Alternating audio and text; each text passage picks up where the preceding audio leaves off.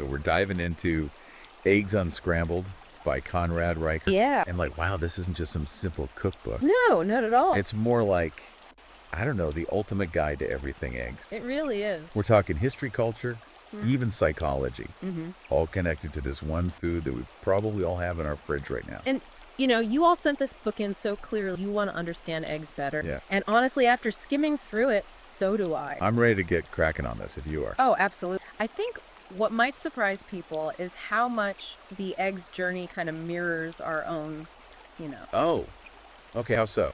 Well, we're going to go all the way back to the very first eggs millions of years ago Okay. and see how they evolved, how they ended up on our plate. All right, I'm intrigued. Chapter 1 here throws us way back like 330 million years ago. Wow. Eggs even predate the dinosaurs. That's right. Can you give us an idea of what those first eggs were like? Well, they weren't the hard-shelled eggs that we're used to seeing today. I mean, imagine something more like a soft, leathery pouch, almost jelly-like, And these early eggs, they were laid in water by, ancient amphibians and early reptiles. And that water, that's what provided protection for the developing embryo inside. So the hard shell that we associate with eggs that came later on. Exactly. As life started to move from the water onto land, eggs had to adapt. Yeah, makes sense. Yeah, so that's when we see the tougher, leathery shells develop, and eventually those hard calcified shells we see now. It really was a game changer for survival on land. Oh yeah, land is a much harsher environment. Yeah. You definitely need more protection there. For sure, from predators, from the elements, everything. Yeah. Exactly. And that one adaptation, the hard shell, it allowed species to colonize all these new environments. It's a real testament to the power of evolution. It really It's is. stuck around for millions of years. That says a lot. Absolutely. Chapter 1 also talks about how the yolk, that's always been this powerhouse of nutrients, Oh, yeah. it fuels the development of the embryo. Yeah. The yolk is like nature's perfect food packet. It's got everything the embryo needs to grow and thrive.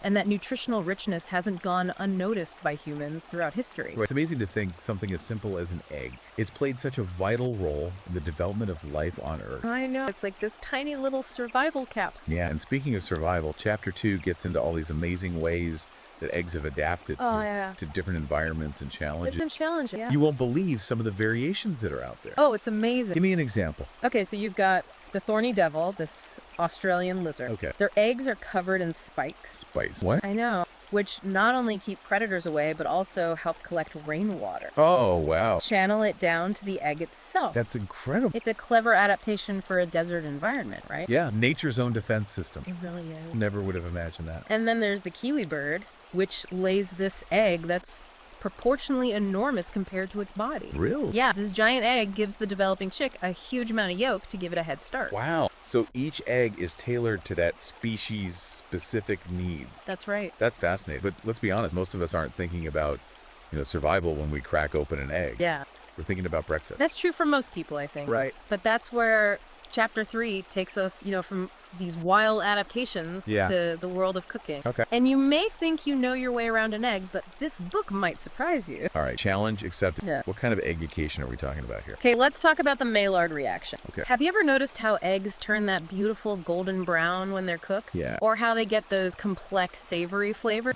That's the Maillard reaction. Okay, I've heard of it, but explain it like I'm 5. All right, so it's a chemical reaction between amino acids and sugar that happens when you heat food. And it's not just color and flavor, it also creates the texture of cooked eggs. Helps them solidify, and you get that satisfying mouthfeel. So eggs aren't just ingredients, they're like these little culinary powerhouses. They really are. Never realized they were so complex. And that complexity is what makes them so versatile in the kitchen. Yeah. They're leavening agents in cakes binders and meatballs, emulsifiers and sauce. I mean, the list goes on. My mind is officially blown.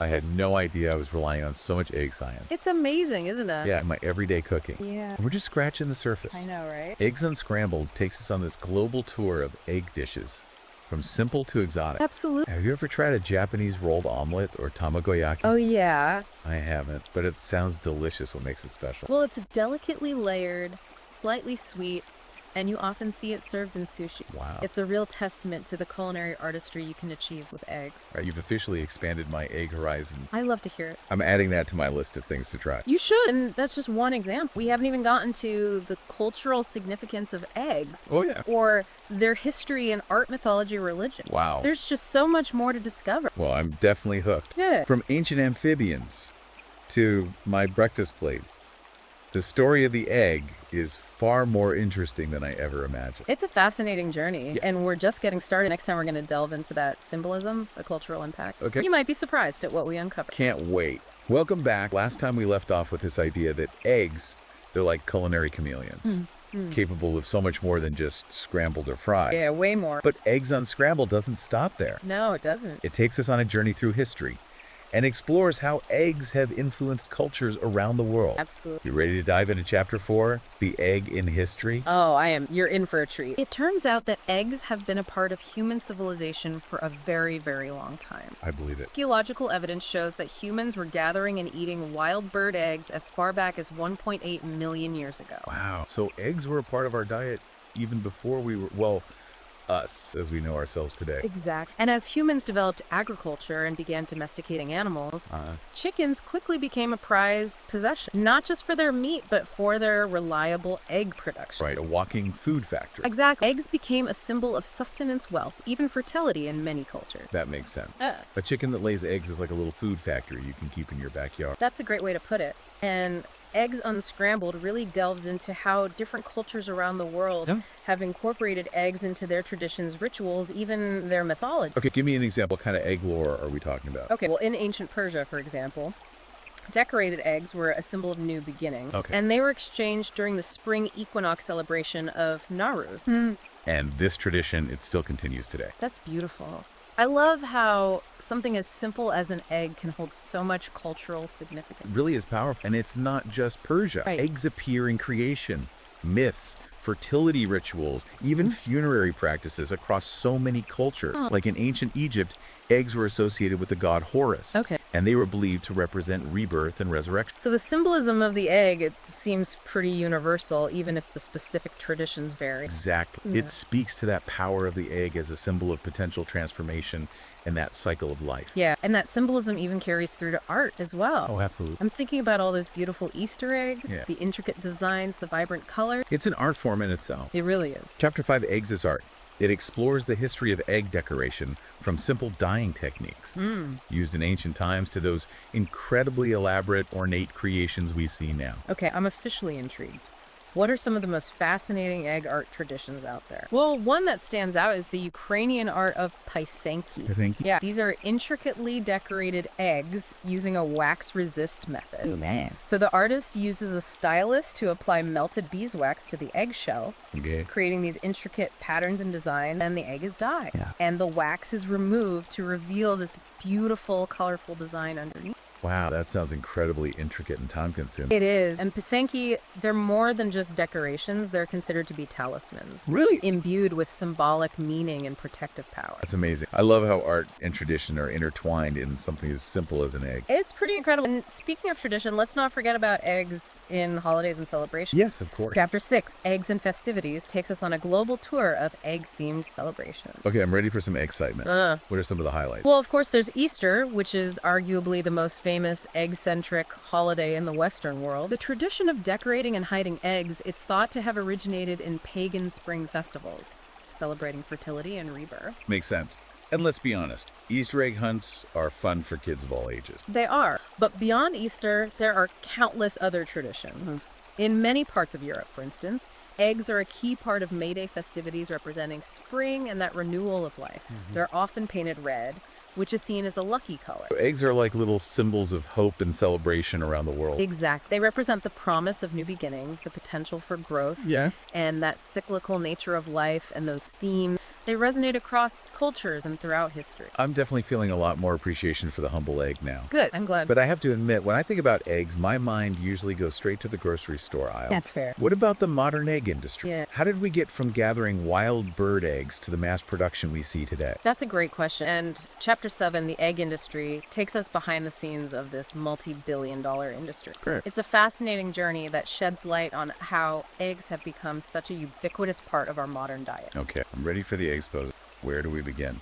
Well, it all starts with the domestication of chickens, which happened thousands of years ago. Right. But the real turning point came in the early 20th century with the development of industrial farming practices. So that's when things shifted from small-scale backyard flocks to large-scale commercial operations. Exactly. Innovations in breeding, feed production, and housing systems allowed for the mass production of eggs.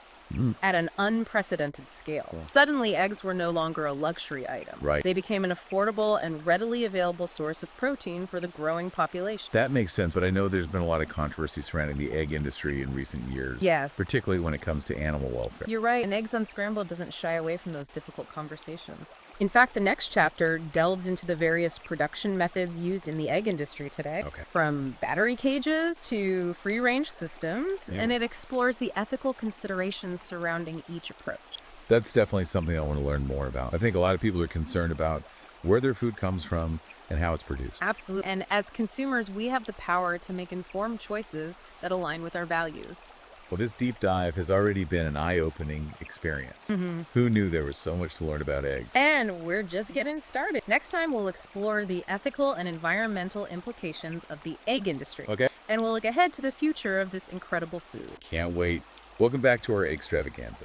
We've covered so much ground already, from the evolution of eggs Oh, to yeah. their role in our culture history. Absolutely. Eggs Unscrambled doesn't shy away from those more complex issues. No. The sometimes controversial aspects of the egg industry. Right. So today we're cracking into Chapter 8, Eggs and Ethics. Are you ready to tackle this one? Absolutely. This is something that I think every conscientious consumer should be thinking about, Yeah. It's about understanding the choices that we make Right. and how those choices impact the lives of the hens that lay the eggs that we consume. I think a lot of people are aware of the term battery cages. Yeah. But maybe not everyone fully understands what that entails. Right. Can you paint a picture of what life is like for hens in those systems? So imagine a space so small that you can barely move, let alone spread your wings or engage in any natural behavior. That's the reality for millions of hens in battery cage systems around the world. Wow. These cages are often stacked on top of each other, row after row, in these massive windowless warehouses. It sounds incredibly cramped and stressful.